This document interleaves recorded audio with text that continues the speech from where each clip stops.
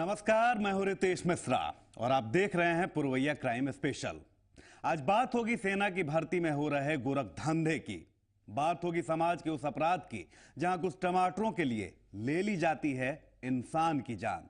कहां हो रही है जाली नोटों की सप्लाई और वीआईपी एरिया में लूट। साथ ही साथ कहां एक शिक्षक ने मर्यादा को किया तार तार। और दिखाएंगे रेल पुलिस के कब्जे में आए तस्कर को भी। तो आइए शुरू करते हैं पुरवैया क्राइम स्पेशल।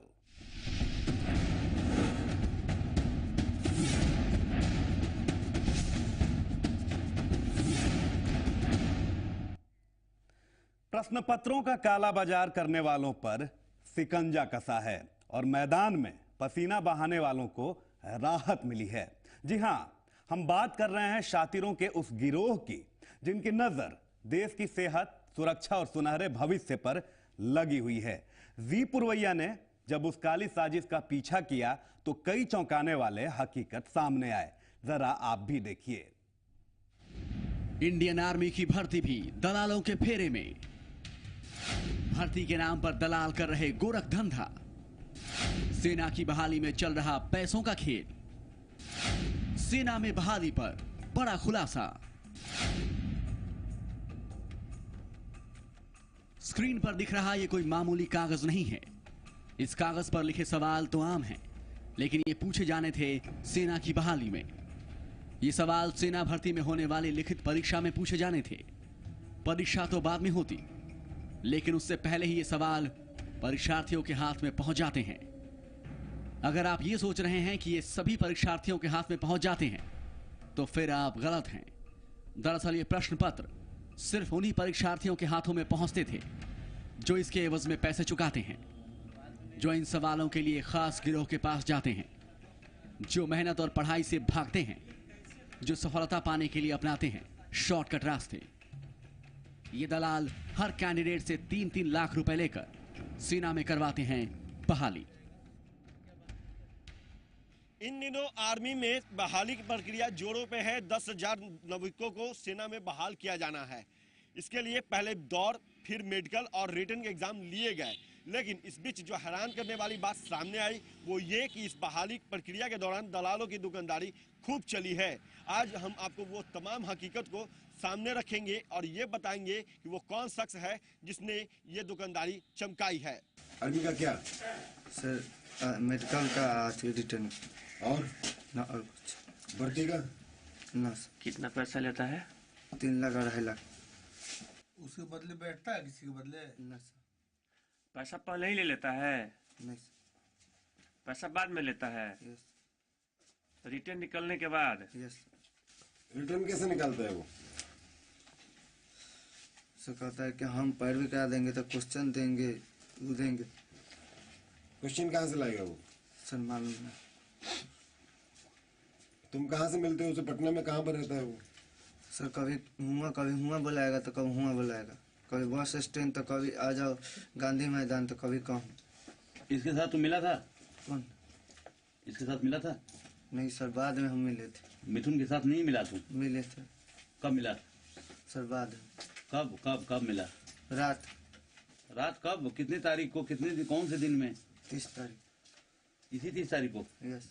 गए थे वहाँ पे? क्या बातचीत हुई? सर बातचीत नहीं। उसके बाद हम चल तो बातचीत कुछ ना हुआ। उसके बाद हम मिले। बस ये भी मिला साथ में तेरे? गया था? फिर क्वेश्चन पेपर दिया उसने?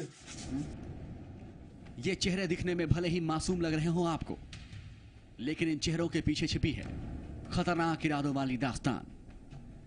इन तीनों के नाम भी आप जान लीजिए। मिथुन कुमार शाह, धर्मेंद्र और जितेंद्र। ये सभी बीते रविवार को आर्मी की परीक्षा में शामिल होने आए थे, लेकिन परीक्षा में शामिल होने के नाम पर कर रहे थे धांधली। आर्मी इंटेलिजेंस के अधिकारियों ने गुप्त सूचना के आधार पर मिथुन को धर दबोचा। आर्मी इंटेलिजेंस के अधिकारी तब हैरान रह गए जब उन लोगों को लिखित परीक्षा का हूबहू प्रश्न पत्र मिला। यह प्रश्न पत्र मिथुन के पास से बरामद किए गए। इतना ही नहीं, सारे प्रश्नों के जवाब भी हल किए हुए थे। मिथुन को तुरंत गिरफ्तार कर लिया गया। मिथुन की गिरफ्तारी के बाद आर्मी इंटेलिजेंस और बिहार पुलिस मुख्यालय के एडीजी गुप्तेश्वर पांडे के आदेश पर एक विशेष टीम बनाई गई। ज्वाइंट ऑपरेशन शुरू किया गया, ऑपरेशन आर्मी बहाली। जहाँ तक हमको कई स्रोतों से सूचना मिली है, उसके हिसाब से वो आर्मी में बहाली के लिए जो परीक्षा होती है, उस परीक्षा में पेपर लीक करने का मामला था। कहीं से कुछ दलालों ने पेपर लीक किया था और उस पेपर को अभ्यर्थियों के बीच में बांटा था, उसके लिए पैसे की उगाही की थी। तो आर्मी इंटेलिजेंस ने इसमें काफ़ी अच्छा काम किया है और इसका उद्भेदन किया और कई लोगों को पकड़ा भी, पुलिस को सौंपा भी। मेरी जानकारी में जहाँ तक है 4 लोग इसमें गिरफ्तार किए गए, एक पटना में, दानापुर में, एक दसरी में, वैशाली में और 2 मुजफ्फरपुर में, और इसका अनुसंधान चल रहा है। मिथुन से पूछताछ के बाद टीम ने बाकी लोगों को दबोचने का प्लान बनाया, लेकिन पुलिस के पहुंचने के पहले ही टीम फरार हो चुकी थी। लेकिन जांच के दौरान टीम को मालूम हुआ कि इस गोरख धंधे में शामिल लोग मुजफ्फरपुर में भी बैठे हैं। मुजफ्फरपुर से जितेंद्र गौतम को पुलिस ने गिरफ्तार कर लिया। इस धंधे में सीआरपीएफ का एक जवान भी शामिल पाया गया, जिसका नाम छोटे लाल है। इसके अलावा इस गोरख धंधे में शामिल शख्स वैशाली का रहने वाला भी बताया जा रहा है। पुलिस उसकी गिरफ्तारी के लिए वैशाली के लिए रवाना हो गई। पुलिस को सफलता भी मिली।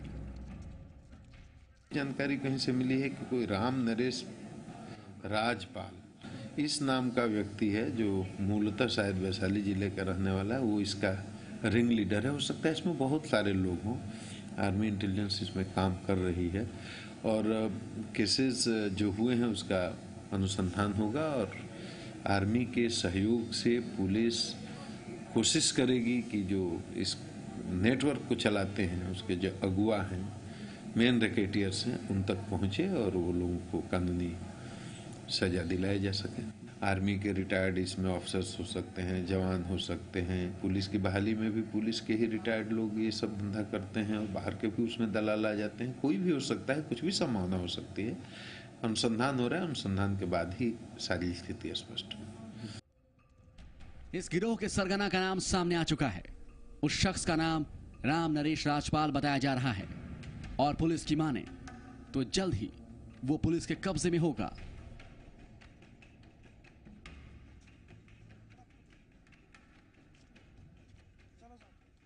कहते हैं कि गुनाह की गाड़ी को चाहे जितना भी तेज भगा लो, एक न एक दिन उसमें ब्रेक जरूर लगती है। इस मामले में भी कुछ ऐसा ही हुआ है।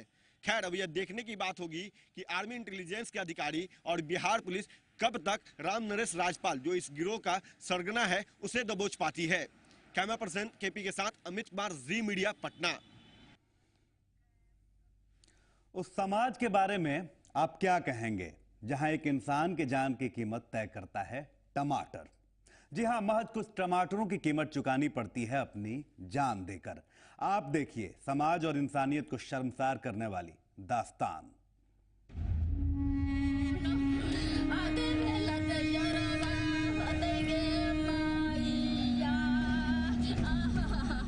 ये दर्द है उस महिला का जिसने अपना सुहाग खोया है।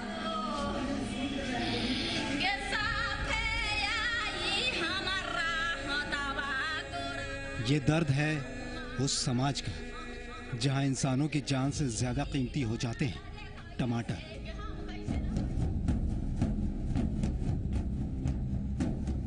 इस महिला ने अपने पति को खो दिया। पति की हत्या कर दी गई। पहले तो हत्यारों ने पति को पीटा, जब इतने से भी मन नहीं भरा तो पैरों में गोली भी मार दी। लगता है बिहार में किसी को कानून का डर नहीं रह गया है, ना ही किसी इंसान के जान की कोई कीमत रह गई है। सवाल तो कई खड़े होते हैं, लेकिन उन सवालों के जवाब नहीं मिलते। ये मामला है समस्तीपुर जिले के मोहनपुर का। डुमरी गांव के रहने वाले दिनेश पासवान के बेटे ने एक खेत में लगे टमाटर को तोड़ लिया। तब किसी को यह नहीं पता था कि टमाटर तोड़ने की कीमत उसके पिता को अपनी जान देकर चुकानी पड़ेगी। उसकी मां को अपने माथे से सुहाग की निशानी मिटानी पड़ेगी। केवल कुछ टमाटर ने एक जान ले ली।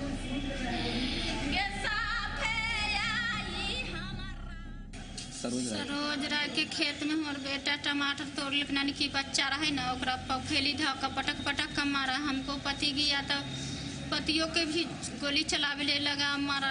अब बेटा सब घवाई हमरो पर चलाया हमको पर नहीं लगा। गिरे में घरों था मैंने आपके घर से थोड़ा दूर पे था। हाँ, माटी लाने के लिए अच्छा निपने के लिए हमको तो उन्हीं से माटी आने के लिए टमाटर रहे तो वह मटिया रख का उठा कर तोड़े लगले बचवा। कोई देख लिया उसको? वो है देख लो खेतवे वाला। कौन था? सरोज राय। और कौन कौन मारा? मनोज राय। तो पहले बच्चा को मारा? हाँ, पहले बच्चा के सरोज राय मारा है। आई मैंने मनोज राय सब गोली कर दिया। उसके बाद आपके पति आए बचाने के लिए? उनको भी गोली मार दिया। इस महिला के बेटे विकेश ने एक खेत से टमाटर तोड़ लिया था। खेत के मालिक सरोज राय और मनोज राय को ये बात नागवार गुजरी। बच्चों के पिता दिनेश पासवान और उसके बड़े बेटे को पीटा गया। दिनेश पासवान के पैर में गोली भी मार दी गई। दिनेश की इतनी पिटाई की गई कि उसकी मौत हो गई। क्या है? टमाटर तोड़ने के लिए। किसने तोड़ा था टमाटर?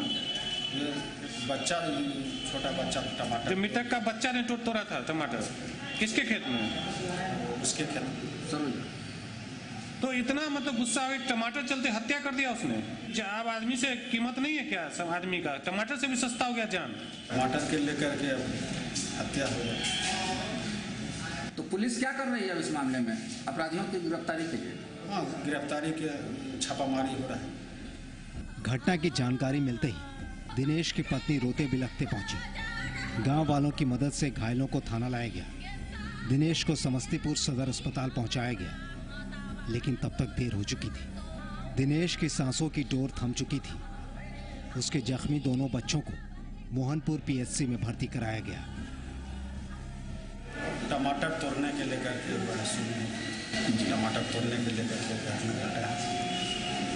एक बच्चा इसका जो टमाटर तोड़ लिया था, जिसके चलते जमीन मालिक। हाँ, टमाटर तोड़ने के लेकर के ये घटना घटा है। एक दूसरे में झगड़ा हो गया, गोली चल गया। उसमें इसका ले आए मोहनपुर ओपी, वहाँ कहा सदर अस्पताल ले जाइए। वहाँ यहाँ सदर अस्पताल आए तो यहाँ रास्ते में दिनेश रिक्शा चलाकर अपना गुजर बसर कर रहा था, लेकिन वो दरिंदों की दरिंदगी की भेंट चढ़ गया। दिनेश के दोनों बेटों की हालत भी गंभीर बताई जा रही है, जिनका इलाज चल रहा है। उधर पुलिस मामले की जांच कर रही है। इस मामले में 8 लोगों को अभियुक्त बनाया गया है, जिनमें से 3 की गिरफ्तारी हो चुकी है, लेकिन मामले के मुख्य अभियुक्त अभी भी पुलिस की गिरफ्त से बाहर है। पुलिस फरार लोगों की तलाश में छापेमारी कर रही है, लेकिन सवाल उस व्यवस्था से जिसमें कुछ टमाटर के लिए एक इंसान की जान ले ली जाती है। संजीव नैपुरी, जी मीडिया, समस्तीपुर। और आगे है जाली नोटों का कारोबारी, एक छोटे से ब्रेक के बाद।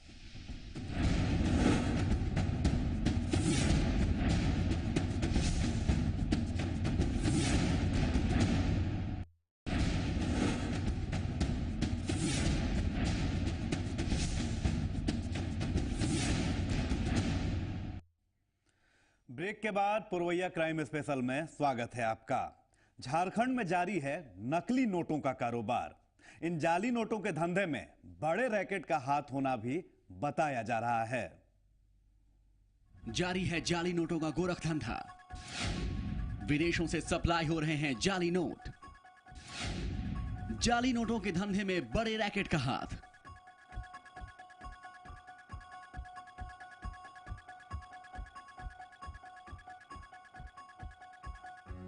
थाने की टेबल पर रखे इन नोटों को देखकर कोई भी धोखा खा जाए, लेकिन आपको यह बता दें कि ये नोट असली नहीं बल्कि नकली हैं। रांची पुलिस ने नकली नोटों के रैकेट का पर्दाफाश किया है। इस मामले का खुलासा तब हुआ जब चुटिया थाने की पुलिस ने एक शख्स की तलाशी ली। पुलिस को इस तलाशी में उस शख्स के पास से 1 लाख रुपए के जाली नोट मिले। चुटिया पुलिस ने एक फेक इंडियन करेंसी नोट का एक केस दर्ज हुआ है। इसमें बदुनाथ मंडल नाम के एक व्यक्ति की गिरफ्तारी की गई है, जो मालदा वेस्ट बंगाल का रहने वाला है। इनके पास से 1 लाख रुपए के फेक इंडियन करेंसी नोट्स, नकली इंडियन करेंसी नोट बरामद हुए हैं। ये 500 रुपए के नोट हैं जो कि बिल्कुल न्यूली प्रिंटेड हैं और इनकी क्वालिटी एकदम जो असली इंडियन करेंसी नोट्स होते हैं उनकी तरह एकदम क्वालिटी है। और इसको लेकर के ये व्यक्ति मालदा से रांची आया था, जहां पर कि ये 1 लाख रुपए के नकली नोट एक दूसरे व्यक्ति को इसके द्वारा दिए जाने वाले थे। पुलिस को इसकी इंफॉर्मेशन मिली और इस आधार पर इस व्यक्ति को पकड़ा गया है।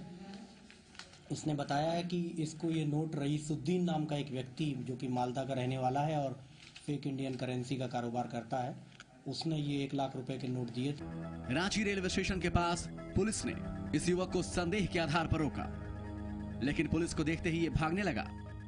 पुलिस ने तेजी दिखाते हुए युवक को गिरफ्तार कर लिया। पुलिस की पूछताछ में आरोपी ने बताया कि बंगाल और बाकी दूसरे देशों से इन नकली नोटों की खेप बिहार और झारखंड में सप्लाई की जाती है। ये रैकेट बड़े पैमाने पर नकली नोटों की सप्लाई करता है। Actually fake Indian currency notes जब भी पकड़े गए हैं तो उसमें कहीं ना कहीं बात आती है जो बाहरी देशों से, बांग्लादेश के माध्यम से या अन्य देश के वहाँ से ही ये नोट आने की बात पहले भी हमेशा सामने आई है। और ये जो व्यक्ति है रईसुद्दीन नाम का, ये भी वेस्ट बंगाल में बांग्लादेश बॉर्डर का ही रहने वाला है। तो ये एक पहलू हो सकता है क्योंकि नोट्स की जो क्वालिटी है वो काफ़ी बेहतर और काफ़ी जो है नया प्रिंटेड और एकदम असली नोट की तरह इस नोट को प्रिंट किया गया है। तो इसमें टेक्नोलॉजी, हाई टेक्नोलॉजी यूज़ की गई है। तो उसी के आधार पर हम लोग इसकी पूरी तफ्तीश करेंगे और जो CID रांची है वो भी इसमें हम लोगों की मदद करेंगे। संभवतः से पाकिस्तान से लिंक जुड़ा हो सकता है, ये जांच का विषय है, लेकिन जो बांग्लादेश कनेक्शन तो इसमें निश्चित तौर पर प्रतीत होता है। बहरहाल पुलिस ने आरोपी के साथ साथ नकली नोटों को भी बरामद किया है। 1 लाख रुपए के जाली नोट बरामद किए गए। गिरफ्तार युवक का नाम बुधनाथ मंडल है, जो मालदा का रहने वाला है। नकली नोटों का यह सिलसिला झारखंड की अर्थव्यवस्था के लिए बड़ी चुनौती खड़ी कर सकता है। जल्द ही इस दिशा में बड़ी कार्रवाई की जरूरत है। सनी शरद, जी मीडिया रांची। वहीं रांची में अब अपराधियों में कानून का खौफ नहीं रह गया है। तभी तो VVIP इलाके में दिन दहाड़े अपराधियों ने लूट लिए 90,000 रुपए। थम नहीं रहे अपराधियों के हौसले। अपराधियों में कानून का खौफ नहीं। CM आवास के सामने लूट। लुटेरे पुलिस की पहुंच से दूर। लगता है कि झारखंड में अपराधियों के बीच पुलिस का कोई खौफ नहीं रहा। अपराधियों के बुलंद हौसले का अंदाजा आप इसी से लगा सकते हैं कि अब वो CM हाउस के पास भी वारदात को अंजाम देने से बाज नहीं आ रहे। मंगलवार की घटना को देखने के बाद तो कम से कम ऐसा ही लगता है। अपराधियों ने रांची के VIP समझे जाने वाले इलाके में भी लूट की घटना को अंजाम दिया है। वारदात की जगह CM आवास से चंद कदमों की ही दूरी पर है। यह मामला कांके रोड थाना इलाके का है। CM आवास से महज कुछ ही दूरी पर एक गैस एजेंसी के कर्मचारी से 90,000 रुपए लूट लिए जाते हैं, वो भी दिन दहाड़े। यह वारदात तब हुई जब गैस एजेंसी का स्टाफ शौकत अली ट्रक से उतारकर ग्राहकों को सिलेंडर दे रहा था। तभी बाइक सवार 3 अपराधी पहुंचे और पैसों से भरा बैग छीनकर फरार हो गए। सर की 3 लोग बाइक में आया, बाइक वहाँ खड़ा करके एक आदमी बैग के पास था, 2 आदमी मेरे पास आया। एक आदमी पिस्टल निकाल के पहले चलाया, फायर कर मिस करिए। उसके बाद दूसरा लेके खड़ा था, ऐसे लेके हमारा पास से बैग छीना और दोनों साथी लेके भागने लगे। जो बैग में सवार थे वो तीनों जब स्टार्ट करके गया तो फिर हमने उससे बैग को छीन के भागना शुरू कर दिया। भागते भागते जो हमको गिर गया छीना छपी में, उसी में वो बट से निकाल के मार दिया और एक तो हवाई फायर भी किया। किधर भागा? इधर भागा, राजा बगा गाँव के याद पर। क्या चीज पे आए थे वो लोग? बाइक में था, पल्सर में। कितने आदमी थे? 3 आदमी थे। शौकत अली के साथ अपराधियों की नोकझोंक भी होती है, लेकिन अपराधियों के फायरिंग से वो डर जाता है। बैग छीना और चल दिया। उसके बाद मेरा आदमी पीछे से लपका, उसके उसको पकड़ने के बाद पकड़ने के लिए तो उसके द्वारा एक गोली चलाया गया।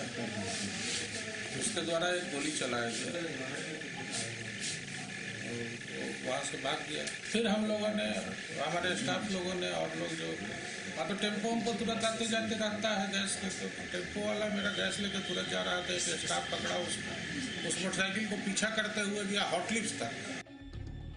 वारदात की जानकारी मिलने के बाद 3 इलाकों के डीएसपी मौके पर पहुंचते हैं, लेकिन अपराधियों ने जिस रफ्तार से वारदात को अंजाम दिया था, उसी रफ्तार से वो फरार भी हो चुके थे।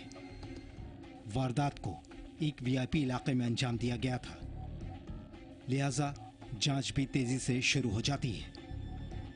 घटना वो गैस एजेंसी का पैसा यहाँ बट रहा था, गैस सिलेंडर, उसी का कलेक्शन था 90,000 रुपया, जैसा कि बता रहे हैं। 3 आदमी आए, ये लोग 2-3 आदमी थे, उनका बैग छीन के चले गए। मुख्यमंत्री आवास के सामने नहीं, सामने की बात नहीं है। बगल में चीफ जस्टिस है, सब कुछ है, मुख्यमंत्री सचिवालय, विधानसभा अध्यक्ष का है, उस जगह पे घटना तो कहीं भी हो सकती है, लेकिन ये हम लोग के लिए चैलेंज है, तो चैलेंज का एक्सेप्ट करते हैं और उसका भी हम लोग कार्रवाई करेंगे। अब पुलिस की जांच की रफ्तार और अपराधियों के वारदात की रफ्तार के बीच रेस जारी है। देखना यह है कि पुलिस और अपराधियों के बीच जारी इस रेस में जीत किसकी होती है। सनी शारद, जी मीडिया, रांची। और वक्त है एक और छोटे से ब्रेक का।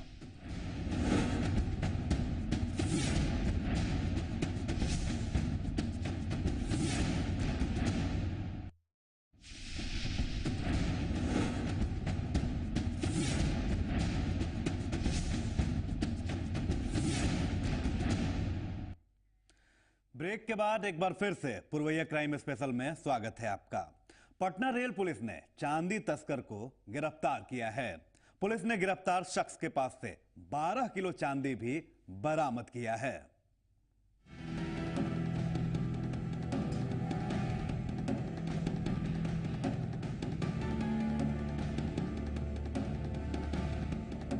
पटना रेल पुलिस को मिली बड़ी सफलता। पुलिस ने चांदी की तस्करी करने वाले गिरोह के एक सदस्य को गिरफ्तार किया है। रेल पुलिस ने इस गिरोह के सदस्य के पास से 12 किलो चांदी के जेवरात भी बरामद किए हैं। पुलिस की गिरफ्त में आए इस शख्स का नाम सत्येंद्र कुमार सेठ है। इस तस्कर को रेल पुलिस ने डेरी ऑनसोन के प्लेटफॉर्म नंबर 4 से पकड़ा है। इस गिरोह के बाकी लोगों की तलाश की जा रही है। आरोपी ने अपने बयान में कहा है कि वो पिछले 2 साल से इस तस्करी में शामिल है। दुकान से लेके आ रहे थे हम अपने मालिक के लिए। मालिक कहाँ रहता है? डेयरी ऑनसन में। डेयरी ऑनसन में। अच्छा, तुम क्यों लेके आ रहे थे और कागज आपके पास कुछ नहीं है, उसका क्या कारण है? कागज मालिक लेके ले रखे थे, मालिक के पास दे दिया सोना चांदी लेके जाइए 12 किलो। जी। मालिक का नाम क्या है? सुनील कुमार कश्यप। इससे पहले कितनी बार ये काम किया? साल 1.5 साल तक। साल 1.5 साल। 2 साल से ही काम कर रहा है? 2 साल से। कितने दिनों पर आते जाता था मालिक? 1 महीने 1.5 महीने ऐसी करके। गिरोह के बाकी लोगों की तलाश में रेल पुलिस जुट गई है। इस तस्कर की गिरफ्तारी पुलिस के लिए बड़ी सफलता मानी जा रही है। गिरोह तो नहीं अभी पकड़ा गया है, अभी तो मात्र एक अभियुक्त पकड़ा गया है जिससे पूछताछ हो रही है। और ये ला रहे थे वाराणसी से, इनको डेहरी स्टेशन पर इनको टिप ऑफ मिला था थाना प्रभारी को, और थाना प्रभारी अपनी टीम के साथ घात लगाए और इनको पकड़े। एक्चुअली ये भागने लगे थे, और जब भागने लगे थे इसी क्रम में इनकी गिरफ्तारी हुई। जब चेक किया गया तो ये कोई कागज नहीं दिखा सके और ये ऑर्नामेंट्स जो चांदी के हैं वो बरामद हुआ है। इस तस्कर की गिरफ्तारी के बाद पुलिस के हाथ बाकी तस्करों तक पहुंचने की उम्मीद की जा सकती है। पुलिस का दावा है कि जल्द ही दूसरे तस्कर भी गिरफ्तार कर लिए जाएंगे। रुपेंद्र कुमार श्रीवास्तव, जी मीडिया, पटना।